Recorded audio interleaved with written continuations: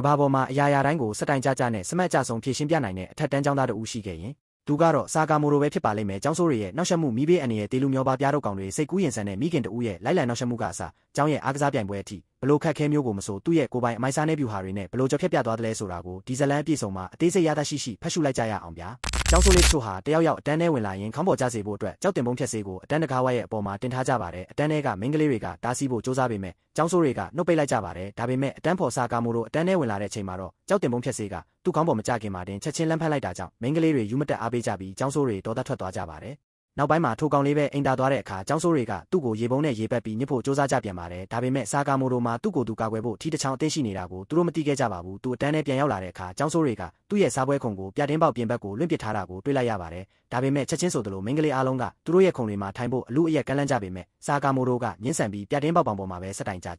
ထိုင်လိုက်ပါတော့တယ်ဒါကလည်းယောက်ျားလေးမိန်းကလေးအားလုံးကိုသူ့ရဲ့အမိုက်စားစတိုင်ကြောင့်နောက်တစ်ကြိမ်ရင်သက်ရှုမောဖြစ်သွားစေပြန်ပါတယ်ဒီကောင်လေးရဲ့နမီကတော့စာကာမိုရိုဖြစ်ပါတယ်သူကတော့တကြောင်လုံးမှာအလန်းဆုံးကောင်လေးပါပဲတာမန်လူတွေလမ်းပေါ်မှာရှောက်လန်းနေတဲ့အချိန်မှာသူကနေရန်ပေါ်မှာလမ်းလျှောက်ပြပြီးလူတွေလေကားတက်တဲ့အချိန်မှာသူကတက်လေကားစီးနေတယ်လို့မျိုးတက်ပြလေးရှိပါတယ်ပြစ်ဒဏ်ပေးခံရရင်တော့မှသူ့ရဲ့စတိုင်ကပြတ်မသွားပဲအမြဲတမ်းစမတ်ကြနေတတ်ပါတယ်မိုင်နာဥဆောင်တဲ့ကျောင်းဆိုးတစုဟာစာကာမိုရိုရဲ့စမတ်ကြလုံးမှုကိုကြည့်ပြီးအလုံးမနာလိုဖြစ်နေကြပါတယ်ဒါကြောင့်သူတို့ဟာကလဲစားချေကိုဆုံးဖြတ်လိုက်ကြပါတယ်ကျောင်းသားတစ်ယောက်ကစာကာမိုရိုစီလာပြီးဆရာကကျောင်းဆင်းချိန်မှာနှက်ဖြန်တန်းအတွက်ပြင်ဆင်ဖို့တိတ်ပံတခွဲခန်းထဲကိုခေါ်နေကြောင်းလိန်ညာပြောဆိုခဲ့ပါတယ်စာကာမိုရိုတခွဲခန်းထဲဝင်လာတဲ့ချိန်မှာတော့ကျောင်းဆိုးတွေကသူ့ကိုချက်ချင်းဖမ်းဆွဲလိုက်ပြီးတကားကလည်းမတော်တဆပိတ်သွားပါတယ်သူတို့ဟာစာကာမိုရိုကိုကျိုးနဲ့တုတ်ကဓာတုဗေဒပစ္စည်းအဲ့တွေတုံးပြီးစမ်းသက်တာတွေလုပ်ဖို့ဒါမှမဟုတ်သူ့ရဲ့အရှက်ရစေမဲ့ပုံတွေရိုက်ပြီးအတန်းထဲကမိန်းကလေးတွေစီပေးပို့ဖို့စတဲ့နေလမျိုးစုံနဲ့ကလဲစားချေဖို့ကြံစီကြပါတယ်ဒါပေမဲ့ရုတ်တရက်မီအပ်တာကတခုခုမီးလောင်တဲ့အနံ့ကိုရရှိပြီးတက်ခွဲခန်းထဲမှာမီးစက်တင်လောင်ကျွမ်းနေတာကိုတွေ့လိုက်ရပါတယ်သူတို့ဟာဂျာကင်အင်ဂျီနဲ့မီးငိမ့်တက်ဖို့ကြံစီပေမဲ့မအောင်မြင်ပဲထွက်ပြေးဖို့စ조사ကြပါတယ်ဒါပေမဲ့တကားကကြံဖြစ်ပြီးပိတ်နေတာကြောင့်ဖွင့်လို့မရသလိုအကူအညီတောင်းဖို့ဖုံးဆက်ဖို့ပြောတဲ့အခါမှာလည်းနှစ်ယောက်ကဖုံးတွေကိုအတန်းထဲမှာထားခဲ့မိပြီးမိုင်နာရဲ့ဖုံးဘက်ထရီကလည်းအားကုန်နေပါတယ်ဒါကြောင့်ဦးကြောင်ကျ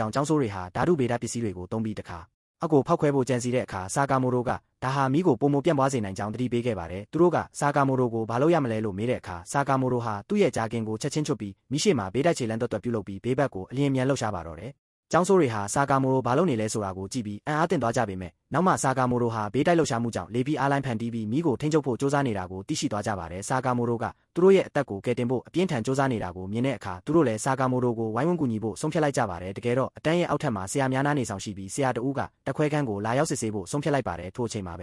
ဲစာကာမိုရိုနဲ့ကျောင်းဆိုးတွေဟာအတူတူဘေးတိုက်ချေလန်းတွတ်လှုပ်ရှားနေကြပါတယ်ဆရာကတကားဖွင့်ဝင်လာတဲ့အချိန်မှာတော့သူတို့တစုဟာထူးဆန်းတဲ့အမောင်ထုဆုံးကားပွဲတစ်ခုကနေတယ်လို့မြင်တွေ့လိုက်ရတာကြောင့်အံ့အားသင့်သွားပါတော့တယ်နောက်ဆုံးမှာတော့ဆရာကမီးကိုငိမ့်သက်ပေးခဲ့ပါတယ်စာကာမိုရိုဟာကခုံနေတာမဟုတ်ပဲဆရာများနားနေဆောင်စီအတန်လိုင်းတွေရိုက်ခတ်ပြီးဆရာတယောက်လာရောက်စစ်ဆေးစေဖို့တမင်တကာလှုပ်ဆောင်ခဲ့တာဖြစ်ကြောင်းကျောင်းဆိုးတွေသဘောပေါက်သွားကြပါတယ်ဆရာကအကြောင်းရင်းကိုမေးမြန်းတဲ့အခါစာကာမိုရိုကမိမိကသာအရက်ပြန်ပြီးအိမ်သုံးဆွဲပုံကိုတင်ပြပေးနေတာဖြစ်ကြောင်းလိန်ညာပြောဆိုပြီးအပြစ်အလုံးကိုခေါင်းခံပေးခဲ့တာကြောင့်မိုင်နာနဲ့သူ့ပေါင်းပါတွေဟာစာကာမိုရိုရဲ့စိတ်ထားကိုလေးစားသွားပြီးသူ့ရဲ့အမာခံပရိသတ်တွေဖြတ်အစ်သွားကြပါတော့တယ်တနေ့မှာတော့အတန်းဖော်စီယာကမိန်းကလေးတွေကိုမဂဇင်းထဲကသူ့ပုံကိုထုတ်ကြွားပေမဲ့မိန်းကလေးတွေကဟန်ဆောင်ပန်ဆောင်သာချီးကျူးကြပါတယ်စီယာဟာသူ့ကိုယ်သူခင်မိပြီးဖက်ရှင်ကြသူတို့အဖြစ်ထင်မှတ်နေတာဖြစ်ပါတယ်ထိုအချိန်မှာပဲမိန်းကလေးတစ်ယောက်ကသတင်းစာတစ်စောင်ယူလာပြီးမနေ့ကမုံတိုင်းထဲမှာစာကာမိုရိုလေထဲပြန်တန်းနေတဲ့သတင်းစာပုံကိုလက်ဖောင်းမှန်ပြီးလူနဲ့ပြလိုက်တဲ့အခါမိန်းကလေးတွေအားလုံးယူသွစွာအားပေးကြပါတယ်ဒါကိုမနာလိုဖြစ်တဲ့စီယာကစာကာမိုရိုကိုအဆက်ခွဲဖို့ကြံစီပါတော့တယ်အတန်းထဲမှာစာကာမိုရိုကဆရာရဲ့မိကုံးကိုဖြေပြီးထိုင်ကုန်ပေါ်ထိုင်ကာနီးမှာစီယာကထိုင်ကုန်ကိုဆွဲထုတ်လိုက်ပါတယ်ဒါပေမဲ့စာကာမိုရိုကလဲမကျသွားပဲလေထဲမှာပဲထိုင်နေတယ်လို့မျိုးပုံစံသွင်းထိုင်ပြလိုက်ပါတယ်အားကစားချိန်မှာလဲစီယာပြစ်သမျှဘောလုံးတွေကိုစာကာမိုရိုက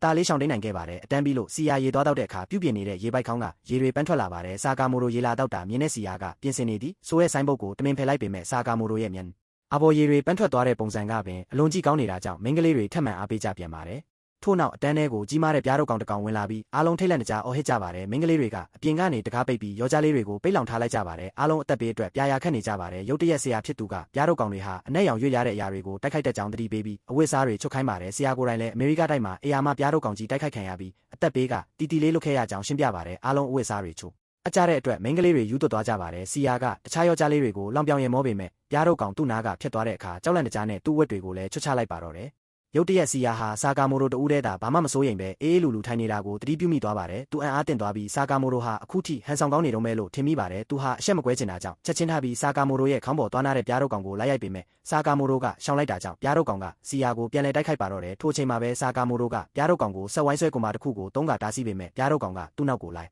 လာပါတယ်ဆာကာမိုရိုဟာပြားတုတ်ကောင်ကိုရင်ဆိုင်ပြီးနောက်ဆုံးမှာတော့သူ့ရဲ့ချို့ဝက်နီးပြူဟာဖြစ်တဲ့ပြားတုတ်ကောင်ရဲ့အစိတ်ဆူးကိုညက်ဖမ်းတဲ့နေလန်းကိုအသုံးပြုလိုက်ပါတယ်ဒါကအားလုံးကိုအံ့အားသင့်သွားစေပြီးဆာကာမိုရိုကပြားတုတ်ကောင်ကိုပြတင်းပေါက်ကနေအသာလေးလွတ်ပေးလိုက်ပါတယ်အားလုံးကဆာကာမိုရိုကိုဝိုင်းဝန်းချီးကျူးကြပြီးပြားတုတ်ကောင်ကိုစိန်ခေါ်ခဲ့တဲ့စီယာကိုတော့ဟာတာဖြစ်ရဲမောကြပါတော့တယ်စီယာကလည်းဒါကိုအခွင့်ကောင်းယူပြီးလူများရဲ့အာယုံဆိုင်မှုကိုရရှိသွားတာကြောင့်ဟာတလူရှင်တော့အဖြစ်နမေကြီးဖို့ဆာကာမိုရိုကိုသူ့ရဲ့ပါတနာအဖြစ်ကမ်းလှမ်းပေမဲ့ဆာကာမိုရိုကညှင်းဆန်ခဲ့ပါတယ်ဆာကာမိုရိုရဲ့ရှေ့ခုံမှာထိုင်တဲ့မိန်းကလေးဟာဆာကာမိုရိုကိုအမြဲတမ်းမျက်လုံးချင်းစုံပြီးငေးကြည့်နေတတ်ပါတယ်။သူမငေးကြည့်နေစဉ်မှာပဲဆာကာမိုရိုရဲ့မျက်လုံးတွေကသူမရဲ့နှလုံးသားကိုဖောက်ထွင်းကြည့်နေတယ်လို့ခံစားရပါတယ်။ဒါပေမဲ့ထိုအချိန်မှာပဲဆာကာမိုရိုကသူ့ရဲ့စာအုပ်ထဲမှာတခုခုရေးမှတ်လိုက်တာကြောင့်သူမဟာဆာကာမိုရိုကဆရာတင်ပြနေတဲ့စာတွေကိုရေးမှတ်နေတာဖြစ်ပြီးသူမကိုကြည့်နေတာမဟုတ်ကြောင်းသဘောပေါက်ကအံ့အားသင့်သွားပါတယ်။တကယ်တော့ဆာကာမိုရိုကသူမရဲ့နောက်ွယ်ကကြောက်တင်ပုံးပေါ်ကစာတွေကိုကူးယူဖို့အတွက်သူမကိုဖောက်ထွင်းကြည့်နေခြင်းဖြစ်တာကြောင့်ဆရာကထိုမိန်းကလေးကိုရှေ့သို့မျက်နှာမူဖို့တတိပေးလိုက်ပါတယ်။ထမင်းစားချိန်မှာတော့ယောက်ျားလေးတွေကသူမရဲ့ဘေးမှာဝိုင်းဝန်းပြီးသူမရဲ့ထမင်းဘူးကိုချီးကျူးကြပါတယ်စီယာကလည်းအပေါ်စားဟာတခုပြောပေမဲ့ထိုမိန်းကလေးကပြုံးပြလိုက်တာကြောင့်စီယာအံ့အားသင့်သွားပါတယ်အနောက်မှာထိုင်နေတဲ့မိန်းကလေးတွေဖြစ်တဲ့တာနာကာနဲ့ယာဂီတို့ကသူမကိုအတင်းပြောကြပြီး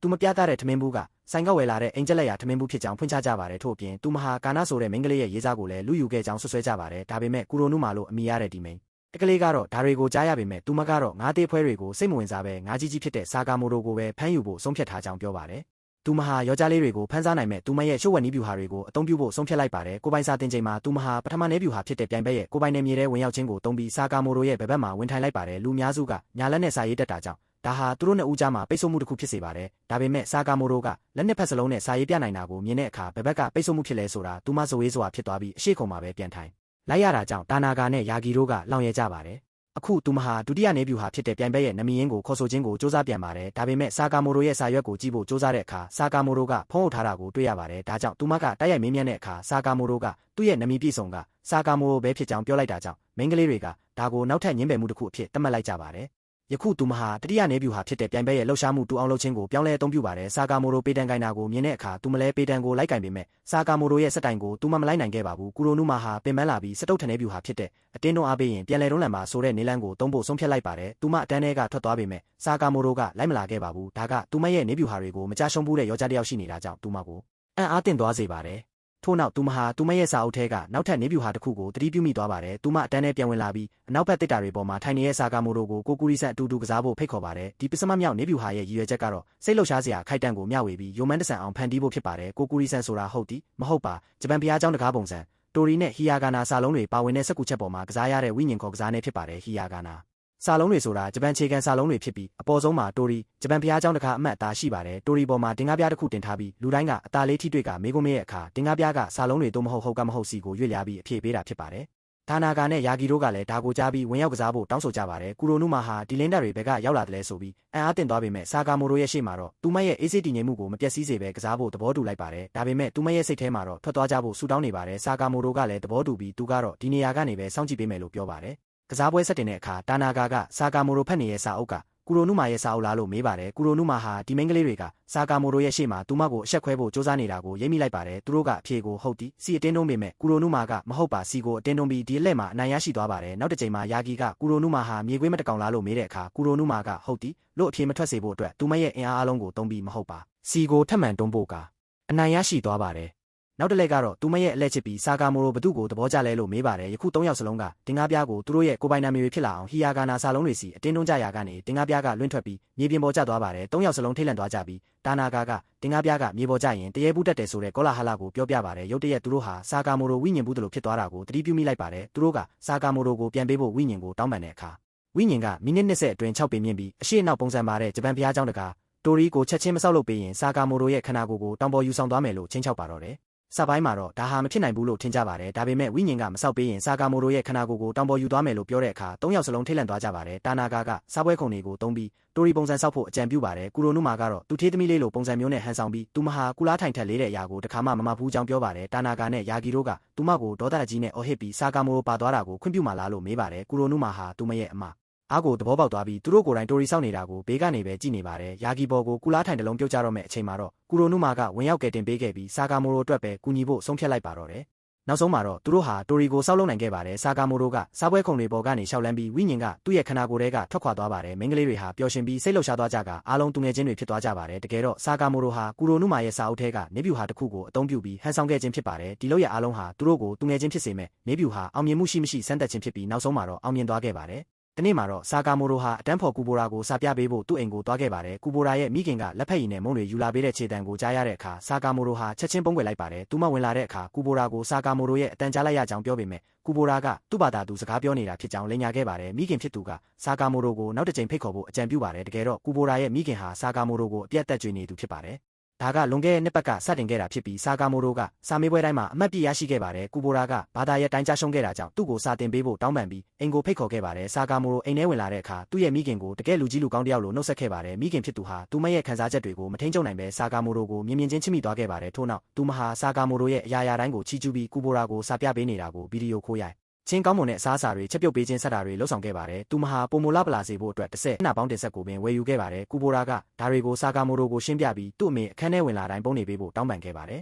။ယခုသူမထွက်သွားပြီးနောက်သူတို့စာပြန်တင်ကြပေမဲ့ရုတ်တရက်ကူဘိုရာကကျောင်းမှာစာအုပ်ကြံခဲ့တာကိုသတိရသွားပါတယ်။သူကျောင်းကိုသွားယူဖို့ဆုံးဖြတ်ပြီးတခုခုဖြစ်ရင်သူ့ရဲ့လက်ကင်ဖုံးစီဖုံးဆက်ဖို့ပြောပြီးထွက်သွားပါတယ်။မိခင်ဖြစ်သူကကူဘိုရာထွက်သွားတာကိုမြင်လိုက်ပြီးဖက်နက်တိတ်တာကိုဖွင့်ကြည့်လိုက်တဲ့အခါဆာကာမိုရိုရဲ့ဖက်နက်တွေကိုတွေ့ရှိသွားပြီးဆာကာမိုရိုအိမ်ထဲမှာရှိနေသေးတာကိုသိရှိသွားပါတော့တယ်။သူမဟာလိုက်ရှာပြီးကူဘိုရာအခန်းထဲဝင်ကကုတင်အောက်ကိုငေးကြည့်ပါတယ်ဒါပေမဲ့ဆာကာမိုရိုကကုတင်ကနေထွက်ခွာပြီးပင့်ကူတကောင်လုံးမျက်နှာကျက်မှာကပ်နေပါတယ်သူလင်းမြန်စွာရှော့ဆင်းပြီးတခြားခန်းထဲပုံကွယ်လိုက်ပါတယ်ကူဘိုရာမိခင်ကထိုနေရာကိုပြေးသွားပြီးလိုက်ရှာပေမဲ့ဆာကာမိုရိုကစားပွဲအောက်မှာပုံနေပါတယ်ရုတ်တရက်သူမဟာလိုက်ကာနာကအတန်ကိုကြားလိုက်ရပြီးအနောက်မှာရှိနေတယ်ထင်ပြီးဖွင့်ကြည့်လိုက်ပါတယ်သူမဟာဆာကာမိုရိုကိုလိုက်ရှာပေမဲ့ဆာကာမိုရိုကကော်စောအောက်နဲ့အဝတ်လျှော်ဆက်တဲ့အထိမဖြစ်နိုင်တဲ့နေလမျိုးစုံနဲ့ရှောင်တိန်ခဲ့ပါတယ်သူမရုတ်တရက်ရေချိုးကန်ထဲကအတန်ကိုကြားရပြီးတွားရောက်ကြည့်ရှုပေမဲ့ဆာကာမိုရိုကရေချိုးကန်ရဲ့အဖုံးအောက်မှာပုံနေတာကြောင့်မတွေ့ရှိခဲ့ပါဘူး။သူမရေချိုးကန်ကထွက်သွားတဲ့အချိန်မှာဆာကာမိုရိုရဲ့ဖုံးမိလာတာကြောင့်ရေချိုးကန်ထဲပြန်ပြေးဝင်လာပေမဲ့ဆာကာမိုရိုကရေချိုးကန်ကောင်းကနေထပ်မံထွက်ပြေးသွားပြန်ပါတယ်။သူမထွက်လာတဲ့အခါဆူဆွနေတဲ့ခြေရာတွေကိုတွေ့ပြီးလက်တာဆောင်စီလိုက်သွားပါတယ်။သူမဟာအဝတ်လန်းကြိုးတွေကိုတွေ့ပြီးသူထွက်ပြေးသွားပြီးထင်ကစိတ်ပြတ်သွားပေမဲ့ဆာကာမိုရိုကတကယ်တော့သူမရဲ့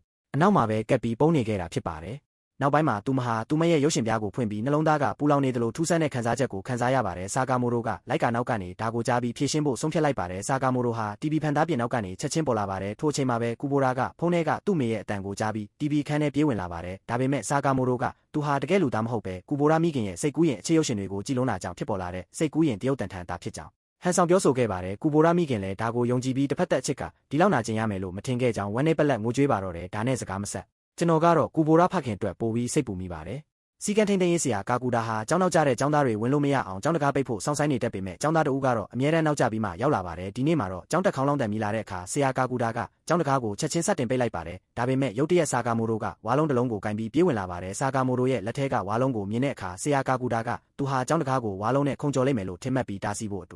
ဆာကာမိုရိုရှိရာစီပြေးသွားပါတယ်ဒါပေမဲ့ဆာကာမိုရိုကဝါလုံးကိုမြေပြင်ထဲစိုက်ထူပြီးအသားလေးတကားကြားကနေဝင်သွားတာကြောင့်ဆရာကာကူတာအံ့အားသင့်ကြံရစ်ခဲ့ပါတော့တယ်နောက်ပိုင်းမှာဆရာများနားနေဆောင်ထဲမှာဆရာကာကူတာဟာအမြဲတမ်းဆာကာမိုရိုကနောက်ဆုံးစက္ကန့်မှရောက်လာတတ်ပြီးဆာကာမိုရိုကသူ့ကိုကစားနေတယ်လို့ခံစားရတာကြောင့်စိတ်လှုပ်ရှားနေပါတယ်ဆရာမတူကကျောင်းသားတချို့ဟာကျောင်းစည်းကမ်းကိုမလိုက်နာပဲကျောင်းနောက်ဖေးမှာရက်နေကြကြောင်းပြောပြီးဆရာကာကူတာကိုတွားရောက်ဆုံးမဖို့ပြောပါတယ်သူချက်ချင်းထားပြီးကျောင်းနောက်ဖေးကိုတွားလိုက်ပါတယ်နောက်ဆုံးမှာတော့ဆာကာမိုရိုကိုဆုံးမဖို့အခွင့်အရေးရပြီလို့ထင်မှတ်ခဲ့ပါတယ်ဘာဖြစ်လို့လဲဆိုတော့အတော်ဆုံးကျောင်းသားတော်မှာစည်းကမ်းတစ်ချက်နှစ်ချက်တော့ချိုးဖောက်နိုင်တာကြောင့်ဖြစ်ပါတယ်သူရောက်သွားတဲ့အခါဆာကာမိုရိုမီအက်တာနဲ့တခြားသူငယ်ချင်း2ယောက်ဟာအစီအစဉ်တစ်ခုဆွဲနေတာကိုတွေ့ပြီးဆေးလိပ်တောက်ဖို့ပြောနေကြတာဖြစ်မယ်လို့တွေးလိုက်ပါတယ်သူတို့4ယောက်စလုံးတတိုင်းနောက်ကိုသွားကြပြီးဆရာကာကူတာကမီခိုတွေထွက်လာတာကိုသတိပြုမိလိုက်ပါတယ်သူချက်ချင်းပြေးသွားတဲ့အခါတကယ်တော့သူတို့ဟာစက်ပြဘူးဖောင်းမှုတန်းပြိုင်ပွဲကစားနေကြတာကိုတွေးလိုက်ရပါတယ်မိုင်နာနဲ့သူငယ်ချင်းတွေကဆာကာမိုရိုရဲ့ဒီလိုအကြံကောင်းကိုချီးကျူးကြပြီးဆေးလိပ်ဖြက်ကစက်ပြဘူးဖောင်းမှုတန်းကစားဖို့ပြောင်းလဲခဲ့ကြတာဖြစ်ပါတယ်ဒါကိုမြင်ပြီးဆရာကာကူတာကဆာကာမိုရိုကိုအပြစ်ရှာဖို့အခွင့်အရေးအမြဲစောင့်ကြည့်ဖို့ဆုံးဖြတ်လိုက်ပါတယ်ဖြတ်တန်းသွားစဉ်မှာပဲအတန်းထဲကယောကြားလေးတွေကတန်ရှင်းရေးမလုပ်ပဲတမျက်စီးတွေနဲ့ဆော့ကစားနေတာကိုတွေ့ရပြီးဆာကာမိုရိုလည်းအတူတူလုပ်နေတာကိုတွေ့လိုက်ရပါတယ်သူဝင်ရောက်တားဆီးတော့မဲ့အချိန်မှာပဲမိန်းကလေးမချမ်းကတားဆီးပြီးတေချာကြည့်ဖို့ပြောပါတယ်ဆရာကာကူတာကဆာကာမိုရိုဟာတကယ်တော့မျက်နှာချက်ကဖုံမှုတွေကိုတန်ရှင်းရေးလုပ်နေတာဖြစ်ပြီးသူ့ရဲ့လှုပ်ရှားမှုတွေကဖုံမှုတွေကိုရှက်အောင်ရှားနေတာကြောင့်ကခုန်နေတယ်လို့ဖြစ်နေတာကိုသတိပြုမိသွားပါတယ်ဒီဖြစ်ပြက်ပြီးနောက်ဆရာကာကူတာဟာဆာကာမိုရိုကိုဆုံးမဖို့နေလန်းကိုစဉ်းစားရင်းဆရာများနားနေဆောင်ကိုပြန်သွားပါတယ်ရုတ်တရက်သူ့ရဲ့နောက်ထပ်တင်ရမယ့်အတန်းကဆာကာမိုရိုရဲ့အတန်းဖြစ်တာကိုသတိရပြီးသွားခဲ့ပါတယ်မဝင်ခင်မှာပဲចောင်းသားတစုမြေပြင်ပေါ်ကတခုခုကိုကြည့်နေတာကိုတွေ့ရပေမဲ့သူကလစ်လျူရှုပြီးအားလုံးကိုအတန်းထဲဝင်ခိုင်းလိုက်ပါတယ်ကျမရင်းနဲ့ပတ်သက်ပြီးတင်ကြားနေတဲ့အချိန်မှာဆရာကာကူတာကအတန်းထဲမှာအလွန်တိတ်ဆိတ်နေတာကိုသတိပြုမိပါတယ်မိုင်းနာတော်မှတေချာအာယုံဆိုင်နားထောင်နေပါဘယ်ရုတ်တရက်သူဟာအတန်တစ်ခုကြားလိုက်ရပြီးတယောက်ယောက်ရဲ့ဖုံးမိနေတာဖြစ်မယ်လို့ထင်ပေမဲ့ဘယ်သူမှမလှုပ်ရှားကြပါဘူးသူကနောက်တစ်ချိန်မြင်ရင်သိမ့်စိမ့်မယ်လို့သတိပေးလိုက်ပါတယ်ဆရာကာကူတာကဆာကာမိုရိုကိုလန့်ကြည့်တဲ့အခါသူဟာသူ့ရဲ့စားပွဲခုံပေါ်မှာအလွန်ကြီးကောင်းတဲ့စားပွဲတင်ရုပ်ရှင်ပြပွဲတစ်ခုလိုထိုင်နေတာကိုတွေ့ရပါတယ်ဆာကာမိုရိုကအာယုံဆိုင်နေတာကြောင့်သူဆုံးမလို့မရဘူးဆိုတာသဘောပေါက်သွားပါတယ်ဒါပေမဲ့ထိုအချိန်မှာပဲဆာကာမိုရိုကသူ့စားပွဲခုံထဲကနေထမင်းမှန်ကန်တစ်ခုကိုဆွဲထုတ်လိုက်ပါတယ်ဆရာကာကူတာကဆာကာမိုရိုမှာဟင်းမပါတာကိုကြည့်ပြီးဒါဟာဘိုင်းနာစေလိမ့်မယ်လို့အံ့အားသင့်သွားပါတယ်ဒါပေမဲ့ဆာကာမိုရိုကတကယ်ထမင်းစားနေတာကိုသတိပြုမိသွားပါတယ်ဆရာကာကူတာကဒါဟာစီ အကန့်ဖောက်ဖျက်မှုဖြစ်ပြီးနောက်ဆုံးမှာတော့ဆာကာမိုရိုကိုဆုံးမဖို့အခွင့်အရေးရပြီလို့တွေးလိုက်ပါတယ်ဒါပေမဲ့ဆာကာမိုရိုကဒီကျမ်းမာရေးတန်းကိုပဲဟင်းတစ်ခွက်လိုသဘောထားပြီးအေးအေးလူလူစားတောင်းနေတာကိုကြည့်ပြီးအံ့အားသင့်သွားပါတယ်ဆာကာမိုရိုကတလုတ်စားပြီးတဲ့အခါဆရာကာကူတာကချက်ချင်းဆိုသလိုအတန်းပြင်ပတ်ထွက်ပြီးမတက်ရက်နေဖို့အော်ဟစ်ဆုံးမလိုက်ပါတယ်ဆာကာမိုရိုကမတက်ရက်ပြီးဆရာကိုကျေးဇူးတင်စကားဆိုကထွက်သွားပါတယ်အားလုံးကတီတိုပြောဆိုကြပြီးဆရာကာကူတာကတော့ဆာကာမိုရိုကိုနောက်ဆုံးမှာဆုံးမနိုင်ခဲ့တာကြောင့်ပျော်ရွှင်နေပါတယ်ဒါပေမဲ့ခဏအကြာမှာသူစိုးရိမ်လာပြီးဆာကာမိုရိုကိုချောင်းကြည့်ဖို့ဆုံးဖြတ်လိုက်ပါတယ်သူအပြင်ထွက်ကြည့်တဲ့အခါဆာကာမိုရိုဟာစောစောကចောင်းသားတွေကြည့်နေခဲ့တဲ့ဒဏ်ရာရနေတဲ့စာကလေးလေးကိုထမင်းခွန်းကျွေးနေတာကိုတွေ့ရှိသွားပါတယ်ဒါကဆရာကာကူတာရဲ့စိတ်ကိုထိခိုက်သွားစေပါတယ်ဆာကာမိုရိုကဒဏ်ရာရနေတဲ့စာကလေးလေးကိုကယ်တင်ဖို့အတွက်သူ့ကိုတမင်တကာအပြစ်ပေးခံခဲ့ခြင်းဖြစ်တာကိုသဘောပေါက်သွားပြီးသူ့ရဲ့အပြုအမူအတွက်နောင်တရသွားပါတော့တယ်နောက်နေ့မှာတော့ဆာကာမိုရိုကထပ်မံပြီးနောက်ဆုံးစက္ကန့်မှာရောက်လာပါတယ်ဒီတစ်ချိန်မှာတော့ဆရာကာကူတာကအေးအေးဆေးဆေးပဲရှိနေပြီးသူ့ကိုနောက်ထပ်မိနစ်အနည်းငယ်ပေးဖို့ဆုံးဖြတ်လိုက်ပါတယ်ဒါပေမဲ့ဆာကာမိုရိုကတော့အလွန်ကြီးကောင်းတဲ့စက်တိုင်တိုင်းကျောင်းထဲဝင်လာခဲ့ပါလေတနေ့မှာတော့ရွှေဝါရောင်ဆံပင်နဲ့ကောင်လေးတဦးကစင်ကြံလန်းတိုင်းလျှောက်လာပြီးသူ့ရဲ့အပေါင်းပါတွေကသူ့ရဲ့ဆံပင်နဲ့အဝတ်အစားတွေကိုချီးကျူးကြပါတယ်လျှောက်လန်းနေစဉ်မှာပဲမိန်းကလေးတစုကတယောက်ယောက်ကိုစောင့်ဆိုင်နေတာကိုတွေ့လိုက်ရပါတယ်ဟာယာဘူဆာလို့အမည်ရတဲ့ထိုလူမိုက်ခေါင်းဆောင်ကသူ့ရဲ့အပေါင်းပါတွေကိုအကြောင်းရင်းကိုမေးမြန်းပါတယ်ဘယ်သူမှမဖြေခင်မှာပဲဆာကာမိုရိုကစင်ကြံလန်းကနေပေါ်လာပြီးမိန်းကလေးတွေအားလုံးယူသွတ်သွားကြပါတယ်ဟာယာဘူဆာရဲ့လက်ရရန်ကဆာကာမိုရိုနဲ့အတိတ်ကအဖြစ်အပျက်ကြအောင်ဆာကာမိုရိုကိုကြောက်လန့်နေပါတယ်ဒါကဟာယာဘူဆာကိုအံ့အားသင့်စေပြီးပထမနှစ်ကျောင်းသားတွေကလည်းဆာကာမိုရိုဟာသူတို့ကြားမှာနာမည်ကြီးပြီးအရာရာတိုင်းကိုအမြဲတမ်းစက်တိုင်ကြကြလှုပ်ဆောင်တတ်ကြောင်းပြောပြပါတယ်ဒါကိုကြားပြီးသူ့ရဲ့လက်ရရန်ကဆာကာမိုရိုရဲ့နာမည်ကိုကြားယုံနဲ့ကြောက်လန့်နေတာကိုမြင်တဲ့အခါဟာယာဘူဆာကဆာကာမိုရိုကိုကိုယ်တိုင်ရင်ဆိုင်ဖို့ဆုံးဖြတ်လိုက်ပါတယ်ထိုချိန်မှာပဲအတန်းထဲမှာဆာကာမိုရိုဟာအတန်းဖော်ကူဘိုရာနဲ့ပုံမှန်စကားပြောနေပြီးကူဘိုရာကစံပင်ပုံစံအတိတ်ညက်ဖို့စဉ်းစားနေရတယ်စီယာကလည်းရောက်လာပြီးသူတို့ကိုရဲမောအောင်စူးစမ်းပါတယ်ထိုချိန်မှာပဲဟာယာဘူဆာအတန်းထဲဝင်လာတာကြောင့်ယောက်ျားလေးတွေကြောက်လန့်သွားကြပြီးမိန်းကလေးတွေကတော့သူကကြည့်ကောင်းတယ်လို့ထင်ကြပါတယ်ဟာယာဘူဆာကဆာကာမိုရိုစီချင်းကပ်ပြီးစိုက်ကြည့်တဲ့အခါမိုင်နာနဲ့သူ့သူငယ်ချင်းတွေကသူ့ကိုကျောင်းရဲ့အာဏာအရှိဆုံးလူမိုက်အဖြစ်သတ်မှတ်လိုက်ကြပါတယ်ဟာယာဘူဆာကဆာကာမိုရိုကိုမင်းမျက်နှာကိုခန့်ချေးပါဦးလို့ပြောပါတယ်ဒါကြောင့်ဆာကာမိုရိုကရွှွန့်စေးတစ်ခုကိုဆွဲထုတ်ပြီးမျက်နှာနဲ့ဖိကပုံသွင်းပြီးဟာယာဘူဆာစီပေးအပ်လိုက်ကအမှုပညာတန်းအတွက်လိုအပ်တာကြောင့်မနေ့ဖြန်တီးရအချိန်မတိုင်ခင်ပြန်ပေးဖို့တောင်းဆိုလိုက်ပါတယ်ဟာယာဘူဆာလည်းခန့်ရတာအံ့အားသင့်သွားပါတယ်ဆာကာမိုရိုကသူ့ရဲ့မျက်နှာကိုတကယ်ချေးပေးလိုက်တာဖြစ်ပါတယ်ထိုအချိန်မှာပဲမိန်းကလေးတွေကဟာယာဘူဆာကဆာကာမိုရိုရဲ့မျက်နှာဖုံးကိုကင်ထားတာကိုသတိပြုမိသွားကြပါတယ်ဒါကိုဖျောင်းတာမှမဟုတ်ပလက်စက်တနဲ့ပုံတူကူးလို့ရမှန်းသိတာကြောင့်မိန်းကလေးအားလုံးကဒါကိုရယူဖို့ဟာယာဘူဆာကိုချက်ချင်းတိုက်ခိုက်ပါတော့တယ်ဟာယာဘူဆာကမိန်းကလေးအားလုံးကိုရှောင်တိန်ပြီးဆာကာမိုရိုကသူတို့ကိုတိုက်ခိုက်ဖို့ညွှန်ကြားလိုက်တာဖြစ်မယ်လို့ထင်မှတ်သွားပါတယ်ကူရိုနူမာကပင်သူ့ကိုပြင်းထန်တဲ့လက်တီတစ်ချက်ပစ်သွင်းလိုက်တာကြောင့်ဟာယာဘူဆာဟာဆာကာမိုရိုကတာမန်ပြိုင်ဘက်မဟုတ်ကြောင်းသိရှိသွားပါတယ်သူကရွှွန့်စေးကိုလက်တီနဲ့ခြေမုံပြီးအသုံးမပြုနိုင်အောင်ခြေထောက်နဲ့နင်းချလိုက်ကဆာကာမိုရိုကိုကြောင်းစင်ချိန်မှာမြကန်းနားမှာတွေးဖို့စိန်ခေါ်လိုက်ပါတော့တယ်ဟာယာဘူဆာထွက်သွားတဲ့အခါကူဘိုရာကဘာလို့မလဲလို့မေးပေမဲ့ဆာကာမိုရိုကကျောင်းစင်းချိန်မှာတန်ရှင်းရေးတာဝန်ရှိတာကြောင့်သွားလို့မရကြောင်းပြောပါတယ်ဟာယာဘူဆာရဲ့အပေါင်းပါတွေကအပြင်ကနေကြားသွားပြီးသူသွားရမယ့်အကြောင်းရင်းကိုဖန်တီးဖို့ဆုံးဖြတ်လိုက်ပါတယ်ဆာကာမိုရိုအိမ်သာသွားစဉ်မှာပဲသူတို့ကသူ့ရဲ့ဖက်နက်တွေကိုဝတ်ထားလိုက်ပါတယ်ဆာကာမိုရိုပြန်ရောက်လာတဲ့အခါဟာယာဘူဆာကသူ့ကိုခေါ်နေကြောင်းနဲ့ဖက်နက်တွေပြန်လိုချင်ရင်မြကန်းနားကိုလာခဲ့ဖို့ရေးသားထားတဲ့စာကိုတွေ့လိုက်ရပါတယ်ဆာကာမိုရိုကဖက်နက်မရှိပေမဲ့အမတ်သားကလောင်ကိုတုံးပြီးသူ့ရဲ့ခြေအိတ်ပေါ်မှာဖက်နက်ပုံစံရေးဆွဲကစင်ကြံလန်းတိုင်းလျှောက်လန်းသွားတာကြောင့်ဆရာတွေရဲ့ဆုံးမမှုကိုမခံခဲ့ရပါဘူးနောက်ပိုင်းအတန်းထဲမှာမချမ်းနဲ့ကာနာတို့ကပိုစတာတစ်ခုကိုချိတ်ဆွဲဖို့စ조사ပြီးဆာကာမိုရိုကိုပေတန်နဲ့ကူညီဖို့တောင်းဆိုပါတယ်အပေါင်းပါတယောက်ကဆာကာမိုရိုရဲ့ပေတန်ကိုခိုးယူပြီးနောက်ထပ်စာတစ်စောင်ထားခဲ့ရမယ်ဆာကာမိုရိုကဆရာကာကူတာဖြတ်တန်းသွားတာကိုသတိပြုမိတာကြောင့်သူ့ရဲ့ဆံပင်ကိုတုံးပြီးပိုစတာကိုတက်တက်ရက်ရက်ချိတ်ဆွဲပြလိုက်ပါတယ်နောက်ပိုင်းမှာကျောင်းဆိုးတွေကနောက်ထပ်အစီအစဉ်တစ်ခုထပ်မံကြံစီပေမဲ့ကူဘိုရာဖြတ်သွားတာကိုမြင်တဲ့အခါရက်တက်လိုက်ပါတယ်ဆာကာမိုရိုကပလတ်စတစ်အိတ်ကိုကြောပေါ်တင်ပြီးပြန်လာတဲ့အခါကူဘိုရာကရုတ်တရက်ကတုံးပုံစံနဲ့ပေါ်လာပြီးဆံပင်ပုံစံအတစ်ညက်ခဲ့တာဖြစ်ကြောင်းပြောပါတယ်ဆာကာမိုရိုကသူ့ကိုလိုက်ဖက်ကြောင်းပြောတဲ့အခါကူဘိုရာကဆံပင်ပုံစံအတစ်လို့ပြောပေမဲ့လည်းဒီချိန်တွေကသူ့ကိုနာကျင်စေကြောင်းငိုယိုပြောဆိုပါတယ်ဆာကာမိုရိုကကူဘိုရာခေါင်းပေါ်ကစာကိုသတိပြုမိသွားပြီးပလတ်စတစ်အိတ်ကိုယူကာသူငယ်ချင်းအတွက်ဆံပင်တူတစ်ခုပြုလုပ်ပေးခဲ့ပြီးနောက်ဟာယာဘူဆာကိုရင်ဆိုင်ဖို့ထွက်ခွာသွားပါတော့တယ်နောက်ဆုံးမှာတော့ဆာကာမိုရိုဟာမြကန်းနာကိုရောက်ရှိသွားပါတယ်သူကသူ့ရဲ့မျက်မှန်ကိုချွတ်လိုက်တာကြောင့်ဟာယာဘူဆာကဆာကာမိုရိုဟာအလွန်လေးနဲ့ရှိနေတာကိုသဘောပေါက်သွားပါတယ်ထိုမျက်လုံးတွေဟာတာမန်လူတဦးရဲ့မျက်လုံးတွေမဟုတ်ပါဘူးဟာယာဘူဆာကသူ့ကိုလက်တီးနဲ့ထိုးတော့မဲ့အချိန်မှာပဲရဲတပ်ဖွဲ့ဝင်တဦးကသူတို့ကိုတားဆီးလိုက်ပါတယ်ရန်ဖြစ်တာကတရားမဝင်တာကြောင့်ဘာလို့နေကြတာလဲလို့မေးမြန်းတဲ့အခါဆာကာမိုရိုကသူတို့ဟာတကယ်တော့လက်ချင်းတို့မလုံးပွဲဟန်ဆူမိုဆော့ကစားနေကြတာဖြစ်ကြောင်းပြောပါတယ်ဟာယာဘူဆာရဲ့အပေါင်းပါတွေကလည်းချက်ချင်းသဘောတူပြီးဒါဟာပြိုင်ဘက်ကိုလက်နက်ဖက်တဲနဲ့သာတွန်းရတဲ့ကစားနဲ့ချစ်ပြီးခြေထောက်ရရသွားရင်ရှုံးနေတာဖြစ်ကြောင်းရှင်းပြပါတယ်ရဲတပ်ဖွဲ့ဝင်ကသူတို့ရဲ့စင်ကြေကိုလက်ခံပေမဲ့ပွဲကိုစောင့်ကြည့်ဖို့ထိုင်လိုက်ပါတယ်ဒါကြောင့်အခုတော့ဟာယာဘူဆာနဲ့ဆာကာမိုရိုဟာပြဿနာမတက်စေဖို့အတွက်ရဲသားရဲ့ရှေ့မှာလက်ချင်းတို့မလုံးပွဲကစားကြရပါတော့တယ်ဟာယာဘူဆာကဆာကာမိုရိုဟာအလွန်လေးနဲ့ရှိနေတာကိုသတိပြုမိတာကြောင့်ဒီကစားပွဲမှာသူ့ကိုနှိမ်နင်းဖို့ဆုံးဖြတ်လိုက်ပါတယ်သူကပထမဆုံးတွန်းအားကိုစတင်လိုက်တဲ့အခါဆာကာမိုရိုကသူ့ရဲ့လက်ကိုချက်ချင်းဖယ်ထုတ်လိုက်တာကြောင့်ဟာယာဘူဆာဟာသူ့ရဲ့ခြေထောက်ကိုမနှဲဟန်ချက်ထိန်းလိုက်ရပါတယ်ရဲသားကဆာကာမိုရိုဟာအလွန်လေးနဲ့ရှိနေပြီးဒီလှုပ်ရှားမှုကပြိုင်ဘက်ကိုအနိုင်ယူဖို့လက်ကွက်တစ်ခုသာဖြစ်ကြောင်းပြောပါတယ်ယခုဟာယာဘူဆာလည်းဒါကိုအလေးနက်ထားဖို့ဆုံးဖြတ်လိုက်ပြီးနှစ်ဦးစလုံးကတယောက်နဲ့တယောက်လက်ချအင်းတို့ဖို့အပြင်းထန်စူးစမ်းကြပါတယ်ဆာကာမိုရိုကကာကွယ်ရေးပိုင်းမှာပဲရှိနေပြီးရုတ်တရက်သူ့ရဲ့လက်ကိုရဟတ်ရင်လိုမျိုးလှည့်ပတ်လိုက်ပါတယ် ကစားပွဲဆက်လက်ဖြစ်ပွားနေစဉ်မှာရုတ်တရက်မိုးတိထန်စွာရွာသွန်းလာပါတယ်ကစားပွဲအတွင်းဟာယာဘူဆာရဲ့အပေါင်းပါတွေကဆာကာမိုရိုရဲ့ခြေထောက်ကိုအနောက်ကနေတွန်းဖို့ကြိုးစားပေမဲ့ဟာယာဘူဆာကချက်ချင်းတားဆီးလိုက်ပါတယ်ထိုအချိန်မှာပဲဆာကာမိုရိုကသူ့ရဲ့ချို့ဝက်နီးဗျူဟာဖြစ်တဲ့မတ်တက်ရဲ့အင်တင်နာပုံစံကိုသုံးပြီးလက်တစ်ဖက်ကိုလေထဲသို့မြောက်လိုက်ပါတယ်ရဲသားနဲ့အားလုံးကဒါဟာအန္တရာယ်ရှိတဲ့ပုံစံဖြစ်ကြောင်းသတိပြုမိသွားကြပါတယ်သူဟာဟာယာဘူဆာကိုတိုက်ခိုက်ဖို့အတွက်မုန်တိုင်းရဲကနေမိုးကြိုးကိုခေါ်ယူနေတယ်လို့မျိုးထင်ရပါတယ်ဒါပေမဲ့ဟာယာဘူဆာကဆာကာမိုရိုကိုဆက်လက်တိုက်ခိုက်ဖို့ဆုံးဖြတ်ထားပါတယ်ဟာယာဘူဆာဟာသူ့ရဲ့ကန့်သက်ချက်ကိုရောက်နေပေမဲ့ဆက်လက်တိုက်ခိုက်နေတာကိုမြင်တဲ့အခါသူ့ရဲ့အပေါင်းပါတွေကသူတို့ရဲ့လုပ်ရက်အတွက်နောင်တရပြီးဆာကာမိုရိုအတွက်အရေးကြီးတဲ့အရာတွေကိုသူတို့ခိုးယူခဲ့တာကြောင့်ဆာကာမိုရိုကဒီတစ်ချိန်မှာအလေးနက်ဖြစ်နေတာဖြစ်ကြောင်းဝန်ခံပြောဆိုကြပါတယ်ဒါပေမဲ့ရုတ်တရက်ဟာယာဘူဆာရဲ့အနောက်မှာငားရင်တက္ကစီတစီရက်တန့်သွားပြီးဆာကာမိုရိုကသူ့ကိုရင်ထဲသို့တွန်းပို့လိုက်ပါတယ်သူဟာမိုးကြိုးခေါ်ယူနေတာမဟုတ်ပဲမိုးရွာလာတာကြောင့်ဟာယာဘူဆာအေးမိမှာစိုးရိမ်လို့တက္ကစီလမ်းခေါ်ပေးခဲ့ခြင်းဖြစ်ကြောင်းပြောလိုက်ပါတယ်ဒီစကားလုံးတွေကဟာယာဘူဆာရဲ့နှလုံးသားကိုထိခိုက်သွားစေပြီးသူအရှုံးပေးလိုက်ရပါတယ်အားလုံးကဆာကာမိုရိုကိုတောင်းပန်ကြပါတယ်ရဲသားကတော့ဘာဖြစ်သွားလဲဆိုတာနားမလည်ပေမဲ့မျိုးကလေးပြန်လဲအေးချမ်းသွားပြီဖြစ်လို့ထွက်ခွာသွားပါတော့တယ်တက္ကစီစီးနေစဉ်မှာဟာယာဘူဆာရဲ့အပေါင်းပါတွေကသူ့ကိုတောင်းပန်ကြပါတယ်ဟာယာဘူဆာကလည်းဆာကာမိုရိုကိုတောင်းပန်ပြီးတာဝန်အားလုံးကိုယူမဲ့အကြောင်းပြောပါတယ်သူကပြန်လဲပေးဆက်ဖို့ကန့်လန့်ပေမဲ့ဆာကာမိုရိုကသူတို့ကိုတခြားနေရာကိုသွားစေချင်ကြောင်းပြောပြီးဈေးဝယ်ထွက်ဖို့ခေါ်သွားပါတယ်အခြားတစ်ဖက်မှာတော့ကူဘိုရာဟာသူ့အိမ်ကအခန်းထဲမှာငိုကြွေးနေပေမဲ့သူ့မိပြေးဝင်လာပြီးကြီးကောင်းတဲ့ဧည့်သည်တွေရောက်နေကြောင်းပြောပါတယ်သူတကားဝကိုသွားကြည့်တဲ့အခါဟာယာဘူဆာနဲ့သူ့ရဲ့အပေါင်းပါတွေကတောင်းပန်တယ်အနေနဲ့အစားအစာတွေယူဆောင်လာပြီးအားလုံးပျော်ရွှင်စွာပါတီဆင်နွှဲကြပါတော့တယ်နောက်နေ့မှာတော့ဆာကာမိုရိုအေးမိသွားပြီးကျောင်းနာပြုဆရာမကဖျားနေသလားလို့မေးပါတယ်ဆာကာမိုရိုကညှင်းဆိုပေမဲ့ဆရာမကအပူချိန်တိုင်းဖို့ပြောပါတယ်ဆာကာမိုရိုကသူ့ရဲ့စတိုင်ကြနေလန်းနဲ့အပူချိန်တိုင်းလိုက်တဲ့အခါတကယ်ပဲဖျားနေတာကိုတွေ့ရပါတယ်ဆရာမကသူ့ကိုကုတင်ပေါ်မှာလဲနေဖို့ပြောပေမဲ့ဆာကာမိုရိုကထွက်ခွာသွားတာကြောင့်သူမရဲ့အလိုဆန္ဒမအောင်မြင်ခဲ့ပါဘူးဆာကာမိုရိုဟာအိမ်တွင်းမှုအတန်းထဲဝင်ပြီးကြက်သွန်နီတစ်လုံးကိုယူကာသူ့ရဲ့လယ်ဘဲမှာနက်ကတိုင်လိုမျိုးပတ်ထားတာကြောင့်အားလုံးကကြက်သွန်အနီကိုတောင်စတိုင်ကြသုံးပြနိုင်တဲ့အတွက်ယူသွတ်သွားကြပြန်ပါတယ်မကူမီလို့အမိရတဲ့ဒီမင်းကလေးမှာတော့ဘသူ့ကိုမှမပြောနိုင်တဲ့ရှုပ်ဝက်ဝါဒနာတစ်ခုရှိပါတယ်ဒါကတော့ဆာကာမိုရိုရဲ့ဓာတ်ပုံတွေကိုခိုးယူလိုက်ကူးခြင်းဖြစ်ပါတယ်သူမဟာအလုံးရှက်တတ်တာကြောင့်သူ့ရှေ့ကိုမသွားရဲပဲသူမရဲ့စိတ်ကျေနပ်မှုအတွက်သာဒီဓာတ်ပုံတွေကိုရိုက်ကူးခြင်းဖြစ်ပါတယ်ဒါပေမဲ့အစင်ပြေစတိုးဆိုင်ကပြန်လာစင်မှာမကူမီဟာဆာကာမိုရိုရဲ့ဓာတ်ပုံတွေထဲမှာတရေမတ်တကောင်အမြဲကပ်ပါနေတာကိုသတိပြုမိသွားပါတယ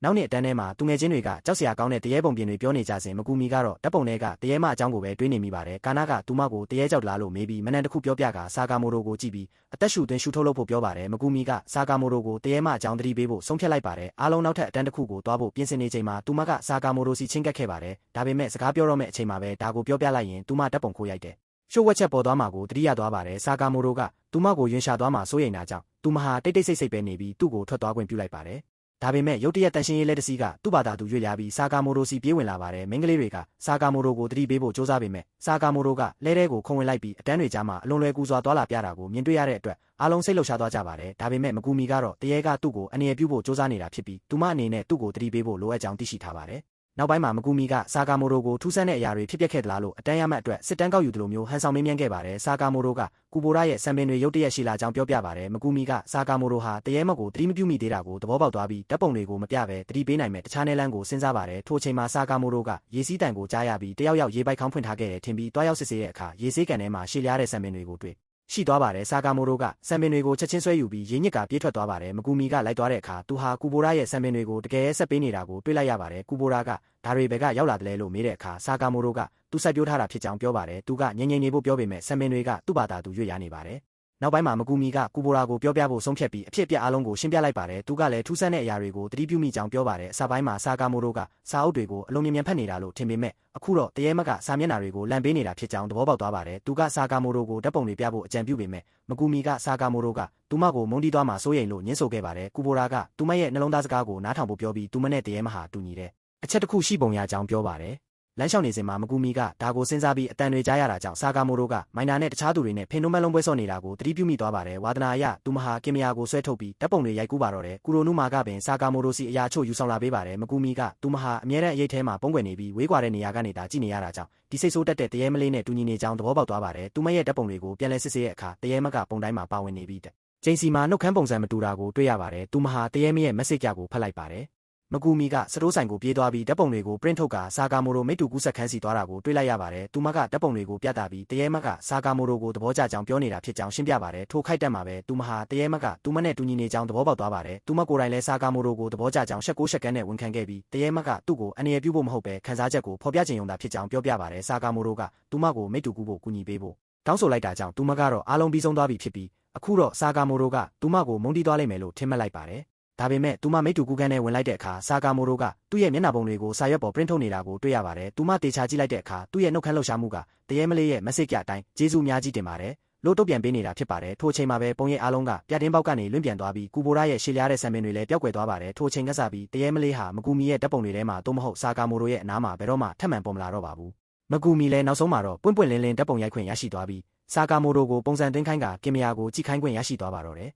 ကျောင်းရဲ့အားကစားပွဲတော်နေ့ကတော့3ရက်တာလိုပါတော့တယ်အားလုံးကဆာကာမိုတိုရှိနေတာကြောင့်အတန်းနှစ်ကအနိုင်ရလိမ့်မယ်လို့ပြောနေကြပါတယ်ဒါပေမဲ့စီယာကသူတို့ယောက်ျားလေးတွေမှာအားပေးမဲ့သူမရှိကြောင်းပြောပြပါတယ်သူတို့ကစီယာကဟာတထက်လုံးနေတာထင်ပေမဲ့စီယာကသူ့ရဲ့အင်ဂျီကိုဝတ်ဆင်ပြီးဟာတလူရှင်တော်ကိုပိတ်သိမ်းလိုက်ပြီးဖြစ်ကြောင်းပြောပါတယ်သူကဒါဟာအားကစားပွဲတော်ဖြစ်ပြီးမိန်းကလေးတွေကိုသူတို့ဘလောက်စတိုင်ကြကြောင်းပြသနိုင်မဲ့အခွင့်အရေးဖြစ်ကြောင်းသတိပေးပါတယ်ဒါကြောင့်သူကဆာကာမိုတိုကိုစန့်ကျင်ပြီးတော်လန်ရေးလှုပ်ဆောင်ဖို့အတွက်အားတက်စရာစကားကိုပြောကြားခဲ့ပါတယ်တခြားယောက်ျားလေးတွေကဆာကာမိုတိုကိုအနိုင်မတိုက်နိုင်ကြောင်းပြောတဲ့အခါစီယာကတော်လန်ရေးဆိုတာအဖွဲ့လိုက်လှုပ်ဆောင်ရတာဖြစ်ပြီးလူတိုင်းအတွက်ဖြစ်ကြောင်းရှင်းပြပါတယ်ဒါကသူတို့ကိုယုံကြည်စေပြီးဆာကာမိုတိုကိုအနိုင်ယူဖို့အားလုံးသဘောတူလိုက်ကြပါတယ်အားကစားပွဲတော်နေ့ရဲ့မုံစားပြိုင်ပွဲမှာစီယာအဖွဲ့ကဆာကာမိုတိုစားရမယ့်မုံကိုတန်ကျိုးနဲ့တမင်တကာချီနှောင်ထားလိုက်ကြပါတယ်ပြိုင်ပွဲဆက်တင်တဲ့အခါဆာကာမိုတိုကမုံစီကိုအရှိန်ဟုန်ပြင်းစွာပြေးသွားပြီးမိန်းကလေးအားလုံးအားပေးကြပါတယ်သူမုံကိုကိုက်လိုက်တဲ့အခါစီယာကအခုတော့သူတို့တောက်ပခွင့်ရပြီလို့ဝမ်းသာသွားပါတယ်ဒါပေမဲ့ဆာကာမိုတိုကရုတ်တရက်လက်ပတ်ပြီးကခုန်လိုက်တာကြောင့်ဆရာကဆာကာမိုတိုဟာအမေဇုံခီးစဉ်မှာမြင်တွေ့ခဲ့ရတဲ့ချို့ဝက်နီးစနစ်ဖြစ်တဲ့မိချောင်းအသေးလက်ကိုတုံးနေတာဖြစ်ကြောင်းသဘောပေါက်သွားပါတယ်ဆာကာမိုတိုကအောင်မြင်စွာလှုပ်ဆောင်ပြီးချက်ချင်းပြန်ပြေးပါတယ်ဒါပေမဲ့သူအနောက်ကိုကြည့်လိုက်တဲ့အခါတခြားယောက်ျားလေးတွေရုန်းကန်နေရတာကိုမြင်တွေ့ရတာကြောင့်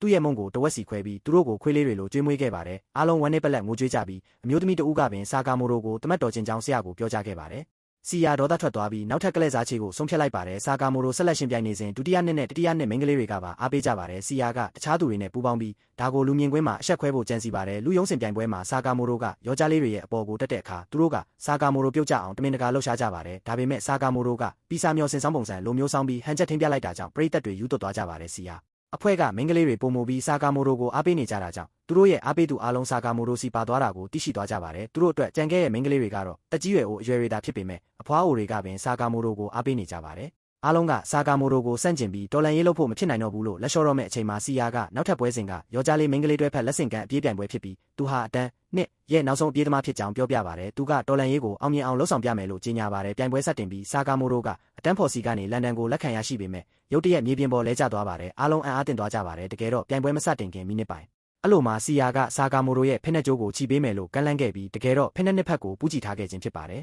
်ဒါပေမဲ့ရက်တက်မသွားပဲဆာကာမိုတိုကမြေပြင်ပေါ်မှာဝမ်းလျားမောက်ပြီးပြေးပါတော့တယ်သူဘာနေလန်းကိုတုံးမလဲဆိုတာအားလုံးသဘောပေါက်သွားကြပါတယ်ဆာကာမိုတိုကတကြားတစ်တကောင်လိုပြေးသွားတာကြောင့်စီယာအလွန်အံ့အားသင့်သွားပါတယ်ဆာကာမိုတိုကအားလုံးကိုဖျက်ကျော်ပြီးယာဂီစီလန်ဒန်ကိုပေးအပ်ခဲ့ပါတယ်ယာဂီကစိတ်လှုပ်ရှားနေပြီးလန်ဒန်ကိုဖမ်းယူတဲ့အခါဆာကာမိုတိုရဲ့တရွေးတွေကြောင့်လန်ဒန်ကချောနေပြီးလက်ထဲကလွတ်ကျသွားပါတယ်သူမမြေပေါ်လဲကျသွားတာကြောင့်တခြားမိန်းကလေးတွေကသူမကိုလောင်ပြောင်ကြပြီးအဖိုးအားအိုတွေကလည်းဆာကာမိုတိုရဲ့စူးစမ်းမှုကိုဖျက်ဆီးလိုက်ကြောင်းပြောကြပါတယ်ယာဂီကအရှက်ရသွားပေမဲ့သူမရဲ့အကောင်းဆုံးကိုလှုပ်ဆောင်ဖို့ဆုံးဖြတ်လိုက်ပါတယ်သူမဟာသူတို့ရဲ့နောက်ဆုံးအပြေးသမားဖြစ်တဲ့စီယာစီကိုပြေးသွားပါတယ်စီယာကယာဂီငိုယိုနေတာကိုမြင်တွေ့ရပြီးဆာကာမိုတိုကသူ့ရဲ့ဘေးမှာမတ်တက်ရက်ကယာဂီဟာဒီခိုက်တန့်ကိုဘဝတစ်လျှောက်လုံးအမှတ်ရနေလိမ့်မယ်လို့ပြောပြပါတယ်သူမပြေးလာတဲ့အခါယာဂီရဲ့မျက်ရည်တွေကိုမြင်တွေ့ရတဲ့အတွက်စီယာကတာမန်လူတယောက်ရဲ့တကယ်စိတ်တက်ကိုပြသဖို့ဆုံးဖြတ်လိုက်ပါတယ်သူဟာသူ့ရဲ့လူရှင်တော်စရိုက်ကိုဖော်ထုတ်ပြီးသူ့ရဲ့အဝတ်စားတွေအားလုံးကိုချွတ်ချပစ်လိုက်ကအစွမ်းကုန်ပြေးပါတော့တယ်နောက်ပိုင်းမှာယာဂီကကူရိုနုမှာတာနာဂါတို့နဲ့အတူတူထမင်းစားရင်သူမအမားလုပ်ခဲ့မိကြောင်းတောင်းပန်ပါတယ်ဒါပေမဲ့တာနာဂါကဒါဟာချစ်စရာကောင်းတာကြောင့်စိုးရိမ်စရာမရှိကြောင်းပြောပါတယ်ဒါပေမဲ့သူတို့ကကွင်းတစ်ခုလုံးကိုကိုလုံးလုံးနဲ့ပတ်ပြေးခဲ့တဲ့စီယာကိုတော့အလွန်ဒေါသထွက်နေကြပါတယ်ပြိုင်ပွဲအပြီးမှာစီယာကတစ်ပင်အောက်မှာအစာစားနေစဉ်ဆာကာမိုတိုကလည်းသူကယ်တင်ခဲ့တဲ့စာကလေးလေးနဲ့အတူပေါ်လာပါတယ်စီယာကသူ့ရဲ့ဘိုက်ကပြည့်နေပြီဖြစ်လို့ဆာကာမိုတိုနဲ့ဟာတာအတူတူမလုံနိုင်တော့ကြောင်းပြောပါတယ်ဒါပေမဲ့ဆာကာမိုတိုကတော့ခနာကိုစီဝါကမဖြစ်စဉ်အရာစွမ်းအားရှိတဲ့သူရဲကောင်းတွေလည်းရှိပါသေးတယ်လို့တခွန်းနဲ့ပြန်လဲတုံ့ပြန်ပြီးထွက်ခွာသွားပါတယ်ထိုအချိန်မှာပဲယာဂီကစီယာနားကဖြစ်သွားပါတယ်သူမကစီယာအတွက်လာတာမဟုတ်ပဲလက်ဆေးဖို့သွားတာဖြစ်ကြောင်းပြောပေမဲ့သူမကစီယာဟာမထင်မှတ်ပဲတော်တော်အမိုက်စားယောက်ျားတစ်ယောက်ဖြစ်ကြောင်းပြောပြသွားခဲ့ပါတော့တယ်